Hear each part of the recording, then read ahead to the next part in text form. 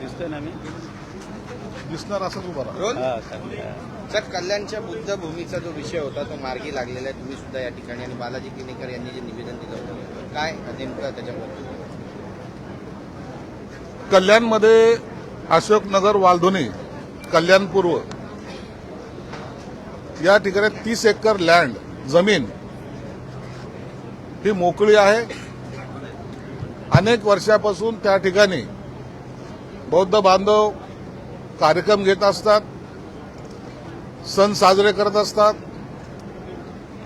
आणि आता त्या 30 एकर जागेवर काही लोक अतिक्रमण करण्याचा प्रयत्न करत होते.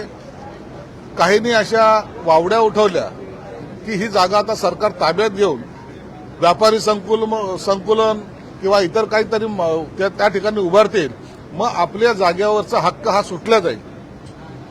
आणि म्हणून त्या ठिकाणी आंदोलनही करण्यात आलं. आणि त्यानंतर हा समाजामधला असलेला रोष आणखीन पसरू नये यासाठी खासदार श्रीकांत शिंदे साहेबांनी विनंती केली आणि त्यांच्या सूचनेनुसार मी माझ्या दालनामध्ये श्रीकांत शिंदे साहेब असतील, आनंदराज आंबेडकर असतील, भंतेजी असतील, तिथलचे आणखीन गायकवाड म्हणून आहेत ते आहेत, अनेक जण, अनेक मान्यवर आला आणि सरकारी अधिकारी म्हणून कॉर्पोरेशन आयुक्त, पोलीसचे अधिकारी, कॉर्पोरेशन म्हणजे माझ्या डिपार्टमेंटच्या प्रधान सचिव अशा सर्वांची एक जॉईंट बैठक कलेक्टर सहित घेतली होती.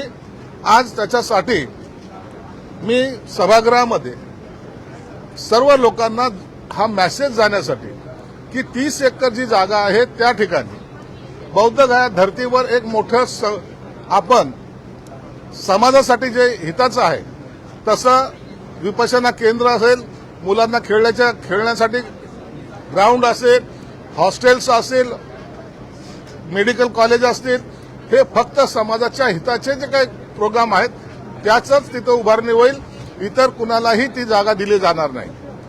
जी मागणी तिथलच्या फाउंडेशनने केलेली आहे की जागेवर सातबाऱ्यावर नाव लागावं यासाठी सुद्धा मी कलेक्टरांना सूचना दिलेल्या आहेत. जे काही कायदेशीर कारवाई करता येईल त्या संदर्भाचा अहवाल 2 आठवड्यामध्ये देण्याच्या सूचना त्यांना दिलेल्या आहेत. आज या सभागृहामध्ये बालाजी किनीकरने हा प्रश्न उपस्थित केला, त्याला उत्तर म्हणून सरकारकडून मी निवेदन सुद्धा केलेलं आहे. समाजामध्ये गैरसमज पसरवणं, कोणीतरी सांगतं की आता हे पुतळा पाडला, इथं असं केलं, असे वेगवेगळे जे काही रुमर उठवले जात आहेत त्या रुमरकडे कोणी लक्ष देऊ नये ही विनंती करण्यासाठी या माध्यमाच्या समोर आलेलो आहे. त्या ठिकाणी सभागृहामध्ये जे मी उत्तर दिले त्या ठामपणे सांगितलेले त्या 30 एकर जागेमध्ये कोणताही कमर्शियल वापर होणार नाही. ती जागा समाजाच्या हितासाठी जे असलेले काम असतील तेच त्या ठिकाणी केले जातील.